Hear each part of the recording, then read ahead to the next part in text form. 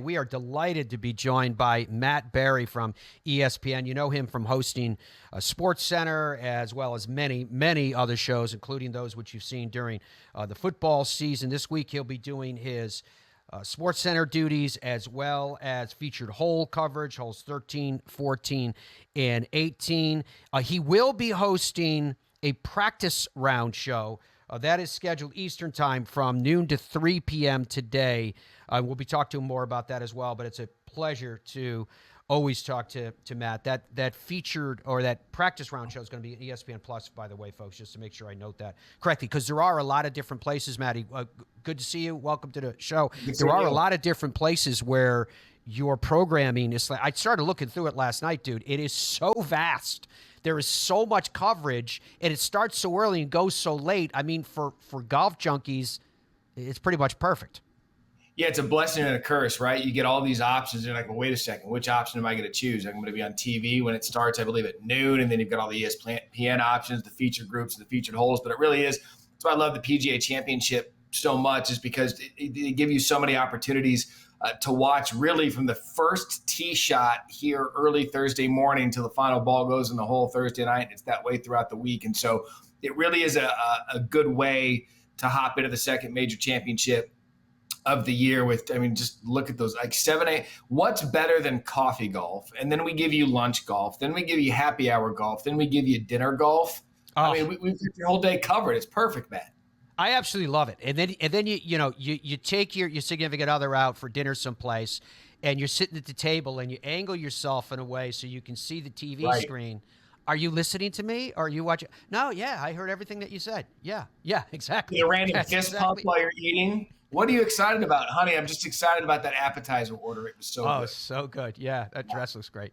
So this PGA Championship, we're living in this world of, it's like the dichotomy of golf, because golf at the 99.99% level, right? The recreational golf has never been better. It's absolutely booming, never been better. Professional golf, the tours in terms of where they're going, their relationships with each other, has never been in more chaos than it is right now. And in the middle of all that right now, we have this PGA Championship with all these incredible storylines, right? You got Scottie coming in, won his last event. You got Rory coming in, won his last 2 events. You got Brooks coming in, won his last event. You've got, the field is so strong. When it swirls around you guys in ESPN and all that coverage that we were just talking about, of which that's just a fraction of that we were showing you, it's like a perfect storm for you guys. I mean, are you feeling that same kind of buzz? Are you feeling that kind of excitement there? You know, we are, because I think going in, Matt, who's not going to be excited for a major championship? You know, Scottie wins the Masters. There's kind of almost a foregone conclusion with how big of a favorite he was coming in. And you could say that looking at the odds right now, that he's obviously the betting favorite, one of the biggest we've seen since Tiger back in the heyday. But where this one changes for me and for us and for everyone, as I said this yesterday on TV, and I'm going to say it again, for me, the math on this major championship changed when Rory won on Sunday. Well, why is that? Because it's been Scottie Scheffler's golf world. The rest of us have been living it. And Liv has been over playing their tournaments overseas. The Stars have been playing well there, as you mentioned, with Brooks Koepka winning in Singapore. And so he comes into here in good form. But when Rory won, it gave us that element of superstar power coming into this week that I think a lot of us were thinking, well, it's just going to be another Scottie Scheffler domination. It's just going to be another foregone conclusion that he's going to win. So you take everything that's going on between Brooks is in good form. Now, Scottie's been off for a few weeks now. You can't discount that. In fact, I was very adamant about it yesterday that I think that Rory McIlroy should be coming into this tournament as the betting favorite because he's won his last 2 starts. He comes in here to a place that he won his last major championship in 2014, which to me, it is still amazing. It's been a decade since that guy's won a major, but he did it here. And if you look at the parallel back to 2014, I know this doesn't mean much, but if you're into stories like we are at TV, he won his prior 2 starts coming into coming into Valhalla in 2014. And so now you're giving me, Matt, Rory, who appears to be back at the height of his powers, Scottie Scheffler, the unquestioned #1 player in the world, and Brooks Koepka, the defending champion, in form. I mean, what else could you want? And look, there was a big debate yesterday as you show Scottie and his newborn son. Congratulations to Scottie and Meredith. I mean, we all knew it happened, and wasn't official until it was made official. And so now we can put Scottie Babygate to bed. We know the baby's here. We know Scottie's here. Rory's going to get here at some point today. I talked with Brooks for a little bit yesterday. I mean, this is a really, really good opportunity for golf to put the BS aside, which I think a lot of these players do once they step foot together at the same grounds in a major championship. And we're going to see world-class golf at a world-class course. I walked the thing yesterday, all 18. I'm just telling you, this place is in mint condition, and the best players in the world are going to be here to attack it. Let's talk about the place for just a second so I don't forget, because there's a number of different roads I want to go down with you, Matt. Valhalla, a Jack Nicklaus designed golf course. They continue to tweak it. How do you like it as a venue for a major championship? I think for a major championship, it is really, really taking the use of a huge plot of land in an absolute spectacular course and finding a way to put the humans in here, some 200,000, and making it as intimate as you can make a large plot of land, if that makes sense. Mm-hmm. Because when you walk this thing, it is so vast, it is so big, it is so beautiful. And you don't see many grandstands. They're there, but they're not prevalent like you see at some other tournaments.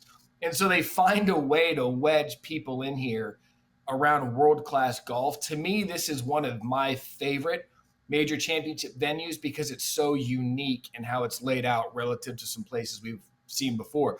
I mean, this place hosted a Ryder Cup. You know the math by now. 4 PGA Championships. The PGA Championships here that have been hosted, the 4 of them have been decided by 1 stroke or less or in a playoff. And so it's done something right to give us drama with the way that they've made some changes. They changed the grass, which a lot of fairway grass, which a lot of players were talking about yesterday. And so I think you're in for the type of golf that we want to see, which is really, really good, with the opportunity to make mistakes, with multiple opportunities to make decisions, and I can't wait. Short of a player coming into the interview room today and saying that, I pulled my back out or something that would cause you to go, whoa, they're obviously dealing with something major. Does it matter what you hear in a pre-event? I'm not just talking golf now, because I'm tapping into your broad spectrum of sports expertise. When you have an athlete come in before an event and he addresses the media, and there's always kind of platitudes and they're always kind of hiding a little bit. That's just the nature of it. Why should they reveal? But does it matter to you when you hear that? Does it make any difference with something that you hear in that room, short of what I said, an injury revelation? It's a great question because I pride myself on trying to find something in everything, if that makes sense. And there's the players and the coaches. I mean, there's coach speak. There's a reason it's called coach speak. And there are times where there's certainly messages that have been put out there. Like, I believe, I'm looking at this graphic you've got up right now with a really busy day of press conferences. Let's take Jon Rahm, for instance, at the Masters. You could tell from Rahm when he was up there at the podium that he was out and set to prove that the decision that he made was best for him and that he still is going to prove to the world that he's a competitive player. A world-class player. He didn't say that, but you could tell that's what he wanted to get across. And so I think there are players today. Tiger's going to give the standard. If I didn't think I could win, I wouldn't be here. He's at noon Eastern. So we know what Tiger's going to say. Spieth will get asked about the career Grand Slam. I think he'll downplay that in his wrist a little bit. Rahm, again, will have something to prove. And then really the first guy that I see up there today that's really going to want to make a statement is Brooks Koepka. Yeah. Because Brooks is one of those players, he's very honest when he wants to be. And when he came out and said that after the Masters, when he got his butt kicked at Augusta, he knew he wasn't ready to compete amongst the world's best and that it was time to get in that type of condition and that type of shape. Well, what did he do? He went out and won in Singapore, and he's the defending champ. And so he's one of those guys that you can tell right away. I mean, he gave us that famous, I don't forget how many years ago it was now, where he did the math equation of why he would win a major, because he went through the field and whittled it down to 80 aren't just going to play well, 30 I'm just better than, and he went down to the point, so really I only have to compete with 5 guys. That is an all-time answer from a 5-time major champion. And so if you really do listen to some of these players that I believe that want to get their message across but also don't want to get too much out, you can parse the words and say, oh, that's what he's telling you. And I think we'll get a little bit of that today. It's interesting with the way you mentioned that, Matt, because when it comes to Brooks, he reminds me of Jordan-like in channeling that chip. You know, he's even admitted that at times he has to make it up, just like Jordan did in terms of being angry about something. But along the same lines, the motivation, along those same lines, you mentioned Rory McIlroy. You know, maybe he said he kind of found something with Shane at the Zurich Classic of New Orleans. Last week he asserted himself. We saw Rory, in fairness, and you mentioned it, we saw Rory last week that we haven't seen in a while. Right? Yeah. This guy gets maybe since the Scottish Open, but on a bigger platform. And I wonder if you called it the BS he's going through. Rory says, yeah, I'll come back on the board if you guys want me to. I think I can help you, give you a global perspective, you know, another opinion. And they're like, no, we don't want you. Then he gets put on whatever they call it, the transitional committee or whatever that negotiating committee is called. And I'm just wondering if we're not looking at a Rory McIlroy that's got a little bit of a chip on his shoulder. Do you perceive that? Oh, Matt, 1,000%. Here's how I'm looking at Rory McIlroy at this point. First of all, I've gotten in debates with people about this, and I'll throw this at you and then answer the question. But I believe, and this is taking nothing away from Brooks, who's a major championship robot and at any point the best player in the world. This is to say nothing of Scottie Scheffler, who statistically right now is putting up stats that we haven't seen since Tiger's heyday. This isn't saying anything from John Rahm when he had his run at number one. But I still believe this to be true, that if Rory McIlroy is at the height of his powers and the height of his game, I still believe he's the best player on the planet. When he's on all cylinders, when everything's working, he's the best player on the planet. And I think everything that Rory's been through, I believe Rory looked at his last 400 plus days of his life and his golf life. And he's sitting there and he's like, you know what? I basically threw away a year of competition. Even though I was competitive in the US Open in LA last year, he was competitive in the major championships. I believe he thinks that he threw away a year of his life to fight for something that ended up, in his words and in his mind, making him a sacrificial lamb. Yeah. Once kind of that burden was gone, he's like, you know what? I need to get back to what got me to this point, to be this great world-class player. I need to go back to the golf. I need to get back to the golf. I can shed all of this pressure now because I did what I said that I was going to do and it still wasn't good enough. And so now Rory, he's very honest about the fact that someone in his peer group in Brooks Koepka passed him with 5 major championships. That sticks with him. He didn't like that. And so he knew that to sync all of this up, which is to get rid of some of his iron struggles. He hadn't been great with the irons until recently. The driver was kind of wonky. What does that lead to? It leads to a non-confident putter. And so now that little by little, he shed the weight of being the spokesperson. He's kind of in his own little silo right now. He's got the confidence back with the irons. There isn't anybody in the world that drives the ball better than him when he's got the driver going. You combine all of that plus coming to the last place where you won your last major championship, of which you've been vocal about the last decade of the 40 players that have won majors that haven't been you. I think you're going to see Rory come into this one. And by the way, the Rory pressure at the Masters, that exists because of the career Grand Slam. People are talking about the pressure this week. Well, what pressure? The guy's won 2 in a row. He knows how to win here. It's clear that he's figured something out. The only pressure now is going to be on some of the guys that have to go catch him. If he has the driver working at this place, which, by the way, it's a long course. They've added 150 yards. It's hilly. You know the walk by now. It's a good place for him to play. If the driver is what we saw last week at Quail Hollow, I don't think there is any reason whatsoever not to believe that Rory McIlroy come Sunday will be not only on the lead or in the final pairing, but he'll be within striking distance of any of that major championship drought, because I really believe there's something different about him right now. If I gave you Brooks, Scottie, and Rory, or the field, what would you take? Brooks, Scottie, and Rory. I had this conversation with someone yesterday, and they only gave me 2. I was like, with 2, I'm not taking it. You give me the big 3. You give me the 3 guys that have won coming in. I'll take those 3, and I'll give you the field. Because, I mean, Scottie showed up yesterday. I was just watching him on the range, just watching him some practice. And the guy just shows up, and it's just perfect. And then I can tell, I've been around Brooks enough to where I can tell when he's got that look, and he's got that demeanor, and he's got that way about him. And then we haven't seen Rory yet. I'm sure when we get out to the course today, we'll find out when he's supposed to be here. He's not scheduled to talk till Wednesday, so we'll find out with some dicey weather coming in today. But I just those 3. I mean, we're in a sweet spot in golf in that you've got 3 selected stars. Now, look, I mean, you gave me 3 world-class players. Could Ludwig Oberg come out? Sure. Could Xander Schauffele shake off some demons? Sure. Colin Morikawa was a very accurate driver. He could do something here. There's a lot of players that could come around here. There's some conversation, some bubbling up about maybe this is Max Homa's moment. But if you give me those top 3 guys that we're looking at in those PGA Championship odds with, by the way, Matt, I can tell you on 3 things right now. Scottie, what's there for Scottie to prove? Win the first 2 major championships of the year, prove that having a baby in the 3-week layoff isn't going to do anything to his world number 1 ranking. Check. Here's his motivation. Rory McIlroy, we just detailed his motivation. Check.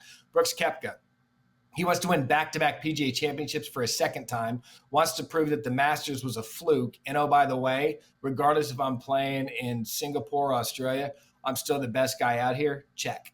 Yeah, I'll take those 3 guys. You can have the field, and I still feel confident going into Thursday morning.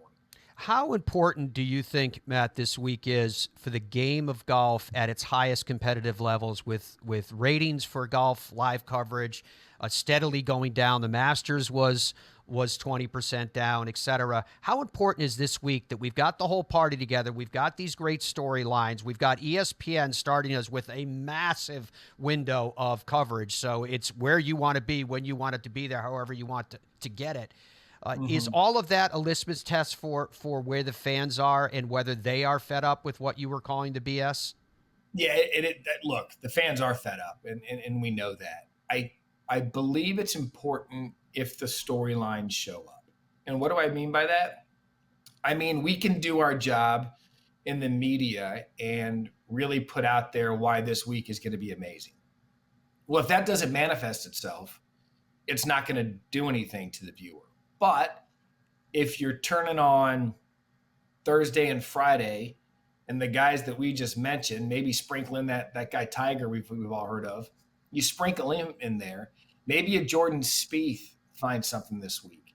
And all of a sudden, these names that we loved from a few years ago when they were all going at it on tour, if they start coming up the leaderboard and you're looking at that leaderboard Thursday and Friday night going to the weekend, you're like, oh my gosh, that thing is loaded.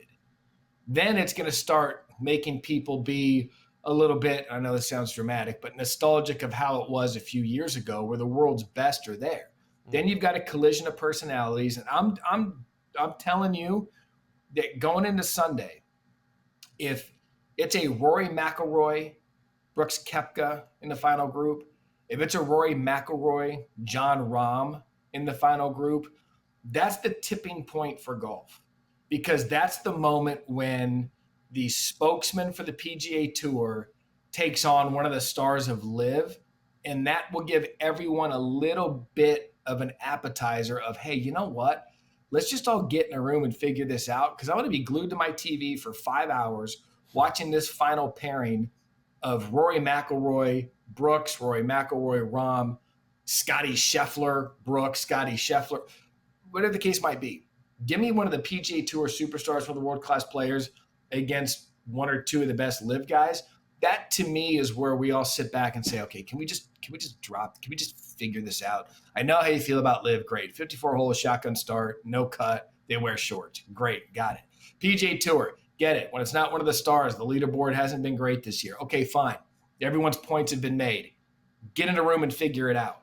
And I think that's where golf fans, you got to be careful though. Because if we get teased with that for one weekend and then we have to wait for the next major championship, you're going to lose the momentum. And so, yes, you can gain a lot of momentum. This week's big for the sport of golf because it's different than the Masters, with the Masters being an invitational. This is big. This is a big week. And if the stars show up, you can see that inflection point coming, especially with all this news coming out about people resigning. And it's a big week.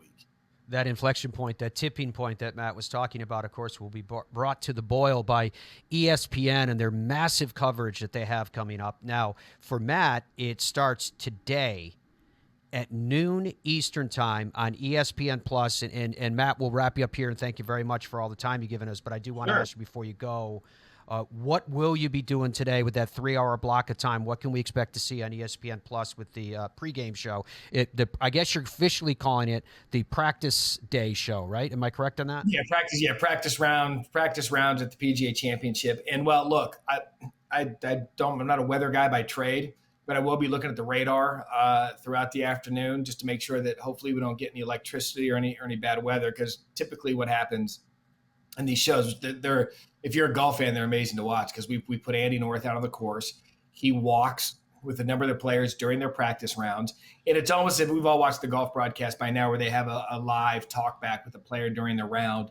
Well, we do that for the duration of the practice rounds and talk with these players during the rounds, walk the course. You get a really, really invasive look at the players as they prep it in the course as it stands now. We've got Michael Collins. He'll be out on the practice range while the players are getting ready. He'll talk to them as they're coming on and off the practice range. So it's really kind of a, hey, let's get involved with the players. Let's get involved with the course. I've got Jeff Ogilvy with me on set. I've got Curtis Strange with me on set. And we just break down everything Valhalla top to bottom as these players are getting ready for the major championship. And look, Tuesdays are a little bit, I say yesterday was pretty loose. The guys were out here getting ready. Tuesday, they'll start ramping it up a little bit. It's a little more serious today. So we hope the weather holds up. And if the weather doesn't hold up, then I would bet we just talk Valhalla hole 1 to 18, some of the best memories, some of the changes, how this course is going to play, what type of player it fits. But it really is. Look, and by the way, if you haven't put any bets in yet, if you're trying to figure out who to put on your fantasy team or anything like that, we get into the players that this course fits. And so we'll make the adjustment no matter what. But if you're a golf fan, 12-3 today, it's a fun show to watch. You got us. We will be there. Say hi to Michael and to Curtis and Andy for us as well. Matt, we love having you on. Thank you very, very much for all the time that you've given us today. Hope you have fun this week, and we're very much looking forward to all the coverage that ESPN will be providing. Matt, anytime. Appreciate you guys. Enjoy the tournament this week.